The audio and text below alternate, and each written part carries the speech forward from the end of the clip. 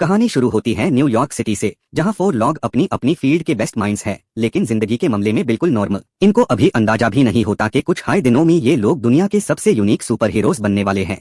Read Richards एक genius scientist है। दिमाग इतना तेज कि जो चीज दूसरे लोग सिर्फ सोच सकते हैं, रीड उसे बना भी सकता है। लेकिन मसला ये है कि रीड हमेशा फ्यूचर के बारे में सोचता रहता है, प्रेजेंट को इग्नोर करता है। उसका ड्रीम है इंसानी लिमिट्स को तोड़ना और साइंस से दुनिया को बेटर बनाना। रीड का मानना होता है कि स्पेस में कुछ ऐसी कॉस्मिक एनर्जी मौजूद है जो इंसानी बॉडी को इवॉल्व कर सकती है, लेकिन ये आइडिया बहुत डेंजरस भी है। सू स्टोन रीड के साथ रिसर्च करती है। वो सिर्फ साइंटिस्ट नहीं बल्कि टीम का इमोशनल बैलेंस भी है।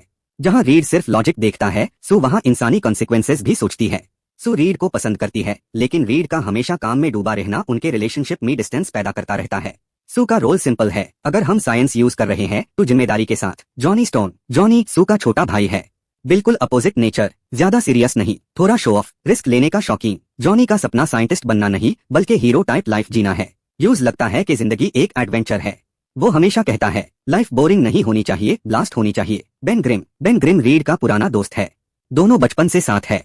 बेन एक फॉर्मर पायलट टेस्ट एस्ट्रोनॉट है, जिंदगी में बहुत कुछ देख चुका है, इसलिए ज्यादा बोलता नहीं। बेन रीड पर भरोसा करता है बिना ज्यादा सवाल किए। वो सिर्फ इतना चाहता है कि रीड का एक्सपेरिमेंट कामयाब हो जाए। बेन का एक हाई डायलॉग टाइप माइंडसेट होता है, तू बोलेगा तो मैं साथ हूँ। डेंजरस मिशन का प्लान। रीड को फाइनली प्रूफ मिल जाता है कि स्पेस में एक कॉस्मिक स्टॉर्म आ रही है, एक ऐसी एनर्जी वेव जो सिर्फ कुछ घंटों के लिए एक्टिव होगी। रीड के मुताबिक अगर वो इस स्टॉर्म को स्टडी कर लें तो ये साइंस का सबसे बड़ा ब्रेक थ्रू हो सकता है।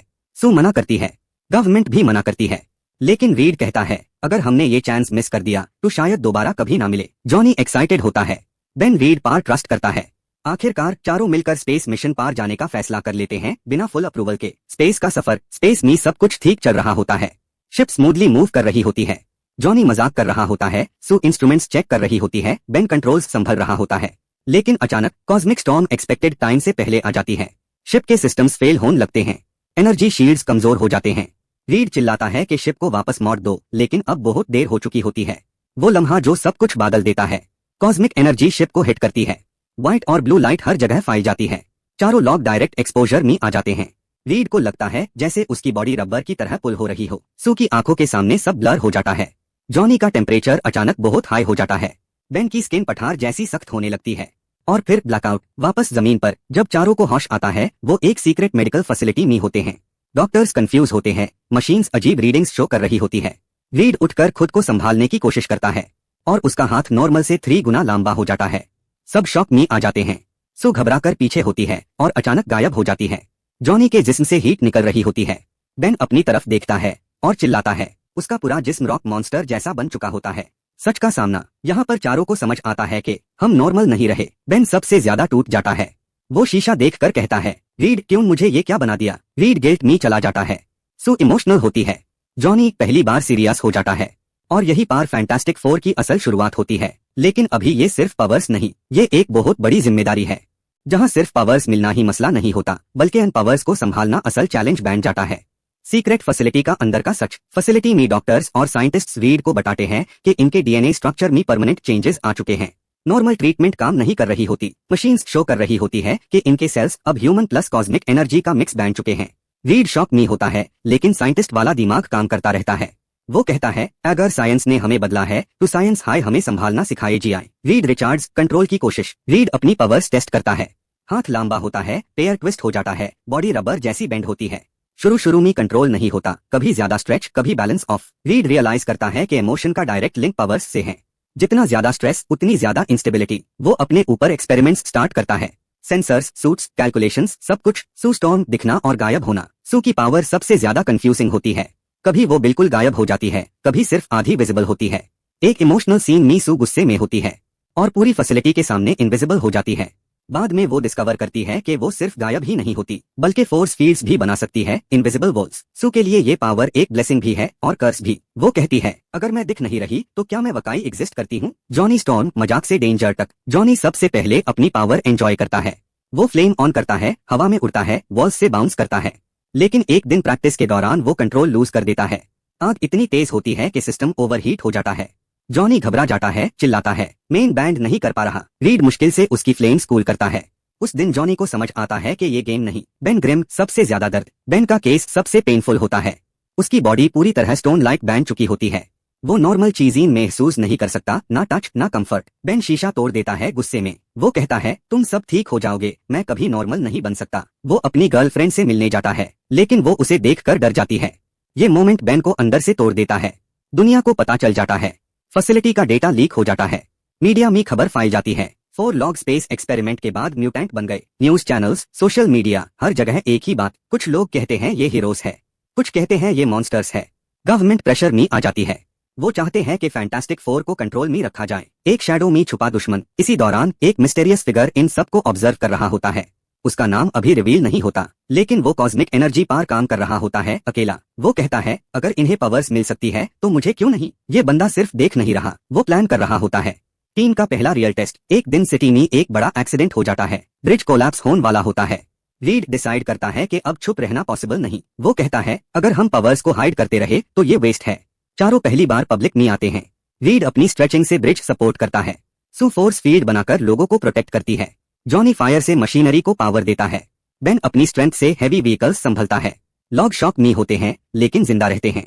हीरोज या मॉन्स्टर्स। रेस्क्यू के बाद क्राउड क्लैप भी करता है, लेकिन पुलिस और गवर्नमेंट सस्पिशियस होती है। एक ऑफिसर कहता है आज मदद की है, कल खतरा भी बन सकते हो। फैंटास्टिक 4 समझ जाते हैं कि दुनिया का ट्रस्ट जीतना आसान नहीं होगा। न्यूयॉर्क शहर फिर से रोशनी में आ चुका होता है, लेकिन लोगों के दिमाग में एक सवाल घूम रहा होता है, अगर ये 4 लॉग हीरोज है तो दुश्मन कौन है। फैंटास्टिक 4 एक बिल्डिंग के ऊपर खाराई शहर को देख रहे होते हैं। नीचे जिंदगी नॉर्मल लग रही होती है, लेकिन इन चारों को पता होता है कि ये सिर्फ तूफान से पहले की खामोशी है। विक्टर वॉन डूम सिर्फ विलन नहीं, एक सोच। मूवी यहाँ फ्लैशबैक में जाती है। College days. Victor Von Doom और रीड रिचार्ड्स का रिश्ता पुराना है। दोनों सेम यूनिवर्सिटी में था, दोनों हाई टॉप लेवल माइंड्स। फर्क सिर्फ सोच का था। रीड साइंस को ह्यूमैनिटी के लिए उसे करना चाहता था, विक्टर साइंस को पावर के लिए। विक्टर हमेशा कहता था अगर तुम दुनिया को समझ गए तो तुम उसे कंट्रोल भी कर सकते हो। एक एक्सपेरिमेंट के टाइम रीड ने विक्टर को वार्न किया था कि कैलकुलेशन इनकम्प्लीट है। विक्टर ने इग्नोर कर दिया, और वही दिन विक्टर की जिंदगी का टर्निंग पॉइंट बन गया। डूम का हादसा, गुरूर की कीमत। विक्टर अकेला कॉस्मिक एनर्जी का एक्सपेरिमेंट करता है। No safety, no team, no approval. Last होता है लैब तबाह। विक्टर जिंदा रहता है, लेकिन उसका चेहरा जल चुका होता है, body permanently damaged. Doctors use बताते हैं तुम जिंदा हो, लेकिन पहले जैसे कभी नहीं बन सकते। विक्टर शीशा देखता है और अपनी ही शक्ल से नफरत करने लगता है। उस दिन वो डिसाइड करता है रीड ने मुझे रोका, दुनिया ने मुझे रिजेक्ट किया, अब मैं दुनिया को दिखता हूँ कि मैं क्या हूँ। डूम का नया जन्म। विक्टर अपना नाम छोड़ देता है, अब वो सिर्फ डूम है। वो एक एडवांस्ड आर्मोर बनाता है, कॉस्मिक एनर्जी से पावर्ड, आर्टिफिशियल इंटेलिजेंस, वेपन्स जो ह्यूमन टेक्नोलॉजी से काफी आगे। आर्मोर सिर्फ बॉडी को प्रोटेक्ट नहीं करता, बल्कि डूम के गुस्से और ईगो को भी एम्पलीफाई करता है। डूम का पहला पब्लिक अटैक। रात का वक्त होता है। न्यूयॉर्क का पावर ग्रिड एक एक करके फेल होने लगता है। Traffic lights band, hospitals emergency mode में, लॉग पैनिक में। डूम स्काई में होवर करता है। उसका मैसेज ब्रॉडकास्ट होता है, ये सिर्फ वार्निंग है, अगली बार मेन कंट्रोल लूंगा। फैंटास्टिक 4 वर्सेस डूम, पहली असली जंग। फैंटास्टिक 4 पहुंचते हैं। फाइट का breakdown. Johnny full power fire blast करता है। डूम एनर्जी एब्जॉर्ब करके उल्टा ब्लास्ट करता है। सू फोर्स फील्ड बनती है, लेकिन डूम की टेक यूज क्रैक कर देती है। रीड अपनी बॉडी से डूम को बाइंड करता है। बेन गुस्से में डूम पार जंप करता है, एक सॉलिड पंच, लेकिन डूम का आर्मोर सिर्फ थोड़ा सा डेंट होता है। डूम हंस के कहता है तुम लॉग एक्सीडेंट हो, मेन चॉइस हूँ, और डूम एस्केप हो जाता है। हार के बाद टीम का टूटना। इस फाइट के बाद फैंटास्टिक 4 पहली बार हारते हैं। Media headlines, fantastic 4 failed, are these heroes enough. Ben Grimm का ब्रेकडाउन। बेन रीड पार चिल्लाता है अगर तेरा एक्सपेरिमेंट ना होता मैं आज नॉर्मल होता। बेन का दर्द सिर्फ बॉडी का नहीं, आइडेंटिटी का होता है। जॉनी का गिल्ट। जॉनी खुद को ब्लेम करता है, मेरी वजह से डूम एस्केप हुआ। सू बीच में फांसी। सू दोनों साइड्स को संभालने की कोशिश करती है, लेकिन खुद अंदर से टूट रही होती है। रीड का सबसे बड़ा डर। रीड रियलाइज करता है मैं जीनियस हो सकता हूँ, लेकिन लीडर नहीं। बेन अकेला हो जाता है। बेन टीम छोड़ देता है। वो एक छोटी टाउन में चला जाता है, जहाँ लोग पहले यूज एक्सेप्ट कर लेते हैं, बचाए उसके साथ फोटो लेते हैं। लेकिन एक दिन कुछ क्रिमिनल्स यूज मॉन्स्टर कहकर प्रोवोक करते हैं। फाइट होती है। बेन अन सबको हरा देता है, बहुत ज्यादा फोर्स से, और फिर बेन खुद से पूछता है क्या मैं हीरो हूँ या वकाई मॉन्स्टर। डूम का मास्टर प्लान। डूम का असली प्लान रिवील होता है। वो कॉस्मिक एनर्जी से एक ग्लोबल कंट्रोल डिवाइस बना रहा होता है। Satellites hack, defence systems control, दुनिया के पावरफुल नेशंस उसके हाथ में। डूम का मानना डेमोक्रेसी वीक है, दुनिया को एक स्ट्रॉन्ग रूलर चाहिए। टीम का दोबारा इकट्ठा होना। सू बेन को ढूंढ कर लाती है। वो कहती है तुम्हारी शक्ल बदली है, दिल नहीं। जॉनी भी मैच्योरिटी दिखता है। रीड पहली बार ईगो साइड में रखता है। रीड कहता है लीडर वो नहीं जो हमेशा सही हो, बल्कि वो जो गलती मान ले। टीम फिर से एक होती है। आसमान बिल्कुल काला हो चुका होता है, बादल घूम रहे होते हैं, बिजली चमक रही होती है।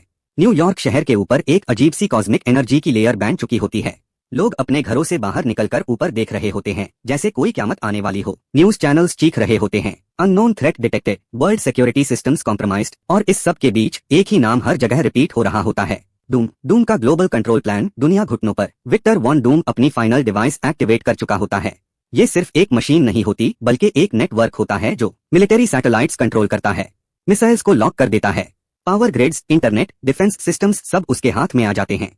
वर्ल्ड लीडर्स पैनिक में इमरजेंसी मीटिंग्स कर रहे होते हैं, लेकिन कोई भी कुछ नहीं कर पा रहा होता। डूम अपना ग्लोबल ब्रॉडकास्ट करता है, मैं तुम्हारी दुनिया तबाह करने नहीं आया, मैं तुम्हारी दुनिया ठीक करने आया हूँ। तुम सब मुझे रूलर मानो या फिर केओस झेलो। दुनिया पहली बार समझ जाती है कि ये सिर्फ अटैक नहीं, ये रूल है। फैंटास्टिक फोर आखिरी तैयारी। फैंटास्टिक फोर अपनी बिल्डिंग में खड़ाई होते हैं।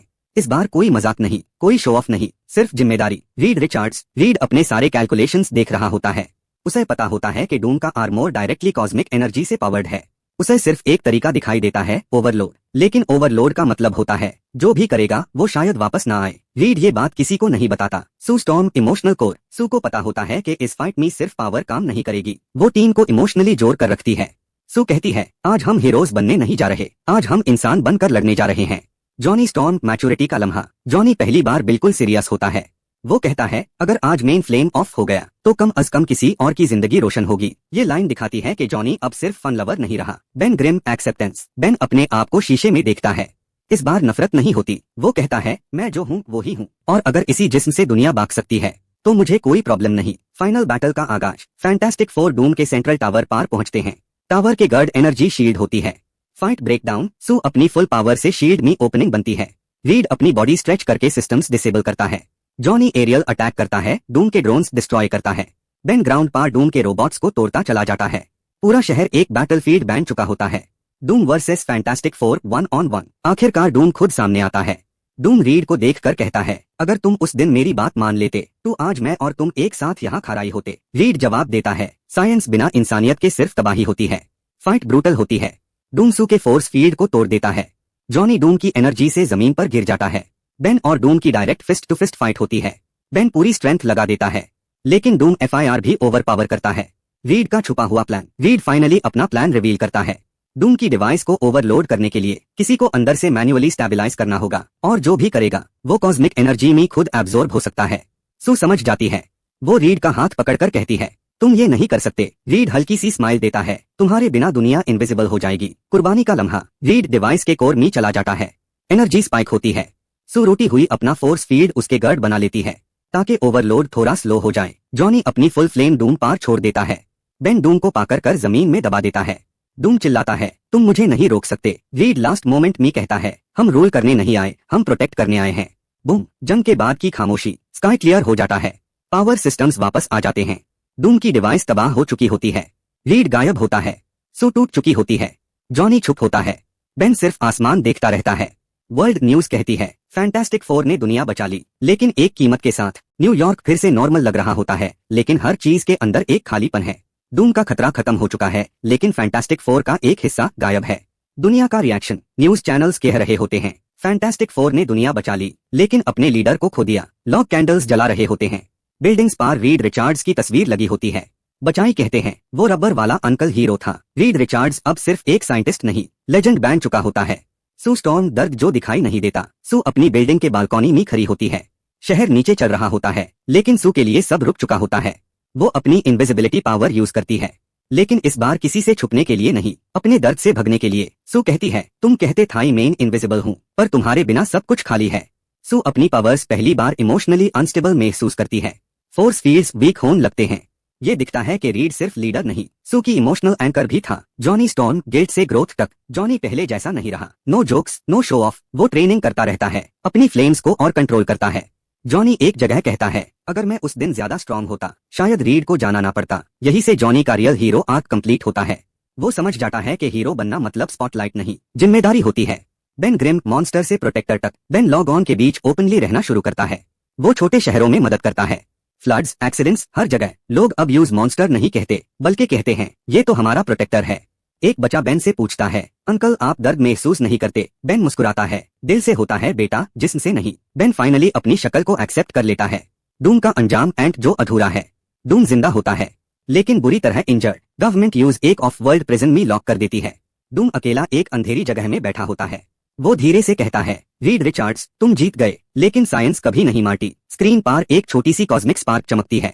ये हिंट देता है कि डूम का चैप्टर पूरी तरह क्लोज नहीं हुआ। स्पेस में एक नई हकीकत। मूवी फिर स्पेस में शिफ्ट होती है। कॉस्मिक वॉइड के बीच एक एनर्जी फॉर्म फ्लोट कर रही होती है। वो एनर्जी धीरे धीरे शेप लेती है। एक आवाज सुनाई देती है, रीड रिचार्ड्स की, मैं जिंदा हूँ, लेकिन पहले जैसा नहीं। रीड अब फिजिकल बॉडी में नहीं होता, वो प्योर कॉस्मिक कॉन्शियसनेस बन चुका होता है। उसे टाइम और स्पेस दोनों का एहसास होता है।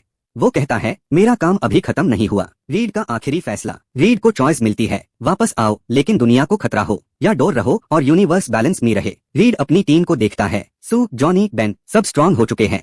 वो मुस्कुराता है, फैंटास्टिक फोर अब टीम भी हो, फिर भी कंप्लीट हो। रीड खुद को यूनिवर्स के साथ मर्ज कर देता है ताकि फ्यूचर थ्रेट्स को दूर से कंट्रोल कर सके। फैंटास्टिक फोर का फ्यूचर। सू ऑफिशियली टीम की लीडर बन जाती है। Johnny field leader, Ben protector. World government अब उन्हें ऑफिशियल हीरोज मानता है। बिल्डिंग के ऊपर नया सिंबल लगता है, 4, लेकिन हल्की सी लाइट में रीड का आउटलाइन दिखाया जाता है। Final scene. रात का वक्त। सू आसमान की तरफ देखती है। एक हल्की सी आवाज, तुम अकेली नहीं हो। सू स्माइल करती है। टीयर ड्रॉप गिरता है, लेकिन होप के साथ कैमरा ऊपर जाता है। स्टार्स चमक रहे होते हैं।